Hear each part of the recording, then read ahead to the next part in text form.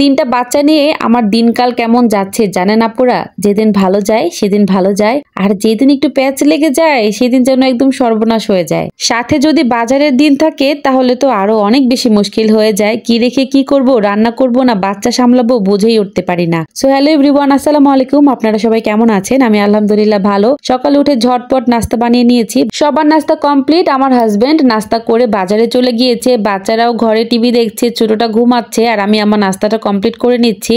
নাস্তার পর যে বাসনগুলো হয় সেগুলো ধুইতে ধুইতেই আমার জামাই বাজার থেকে চলে এসেছে। ঘরে যাওয়ার আর 1 মিনিটের জন্য সময় পাইনি। কি কি বাজার এনেছে দেখতে গিয়ে দেখলাম অনেকগুলো পেঁয়াজ নিয়ে এসেছে। পাশের বাড়ির ভাবিকে ডেকেছিলাম, উনি এখন পেঁয়াজ কেটে দিবে, আর ওই যে আমি বসে আছি এখানে চেয়ারে। টুকটাক সবজির বাজার, শুকনা বাজার, পেঁয়াজ রসুন আদা ডাল এগুলোর বাজার করা হয়েছে। সবগুলো বাজার গুছিয়েছি, আর ভাবি এখানে বসে পেঁয়াজ কেটে দিচ্ছে।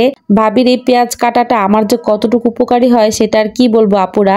1 বক্স 2 বক্স করে পেঁয়াজ কাটা থাকলে আমার একদম নিশ্চিন্তে রান্নাবান্না হয়ে যায়। শুধু সবজিটা কেটে নেই আমি, তারপর রান্নাবান্নাটা করে নেই। এর ভিতরে মেহেরিমা উঠে পড়েছে, ভাবলাম মেহেরিমাকে গোসল করিয়ে আসি। ওকে গোসল করিয়ে ঘুম পাড়িয়ে তারপর আবার রান্নাঘরে চলে এসেছি। মেহেরিমাকে মূলত একদিন পর পর গোসল করায়, আর যেদিন গোসল করাই সেদিন ভালো একটা বডি মাসাজ দেই, আর এই মাসাজের পরে ওকে গোসল করালে ও খুব সুন্দর একটা ঘুম দেয়। মাশাল্লাহ মাশাল্লাহ। তো ওকে ঘুম পাড়িয়ে রেখে এসেছি আবার রান্নাঘরে রান্না করব। এর ভিতরে ডাল বসিয়ে গিয়েছিলাম, আমার শাশুড়ি মা সেটা বাগার করে নিয়েছে, আর মাছ রান্না করব ফুলকপি সিম আলু টমেটো এগুলো দিয়ে। এই তো সবজি কেটে নিলাম, আর ধনিয়া পাতাগুলো বেছে নিলাম, আর বাদ বাকি সবজিগুলো ফ্রিজে রেখে ময়লা ফেলে দিলাম। তারপর সবজিগুলো খুব সুন্দর করে ধুয়ে নিয়ে আসলাম, মাছও ধুয়ে নিয়ে আসলাম। এখন 2 চুলায় 2টা রান্না বসিয়ে দিব, ঝটপট হয়ে যাবে। এক চুলায় পাঙ্গাস মাছ ভুনা করে নিব, আরেক চুলায় আয়ের মাছ দিয়ে সবজি রান্না করে নিব। এর আগে তো ডাল রান্না করা হয়ে গেছে, তার আগে কিন্তু একটা ভাজিও বানিয়েছিলাম, যেটার আর কোনো ভিডিও করা হয়নি আর তার জন্য দেখানো হয়নি। যেদিন টুকটাক বাজার করা হয় সেদিন বাজার গোছাতে গোছাতে সবকিছু গুছিয়ে রান্না করতে করতে কিন্তু অনেকটা দেরি হয়ে যায়। আর সঙ্গে তো বাচ্চা কাচ্চা আছেই,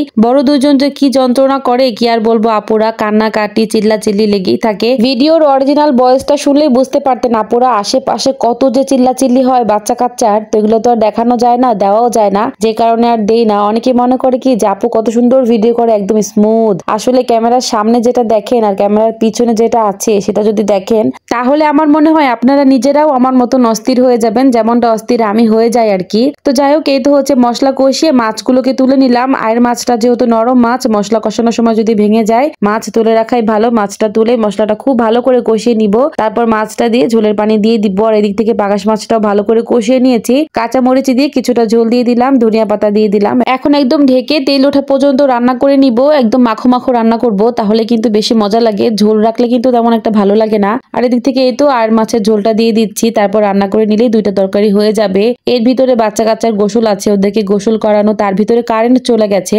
যদিও আমাদের আইপিএস আছে, আইপিএস এর রান্নাঘরে মাত্র একটা লাইট জ্বলে, আর আমি ভিডিও করার জন্য 2টা লাইট লাগিয়ে নিয়েছি। তো 2টা লাইটের ভিতরে একটা লাইট যখন বন্ধ হয়ে যায় তখন ভিডিওটা একদম বাজে হয়ে যায়। এই তো রান্না বান্না শেষ, সবাইকে খাবার দিয়েছি, তারপর বাচ্চাদেরকে খাইয়েছি, তারপর আমি নিজে খেয়ে নিচ্ছি। আর আজকে খেতে খেতে আপনাদের কাছ থেকে বিদায় নিয়ে নিব। সবাই অনেক বেশি ভালো থাকবেন আপুরা। আল্লাহ হাফেজ।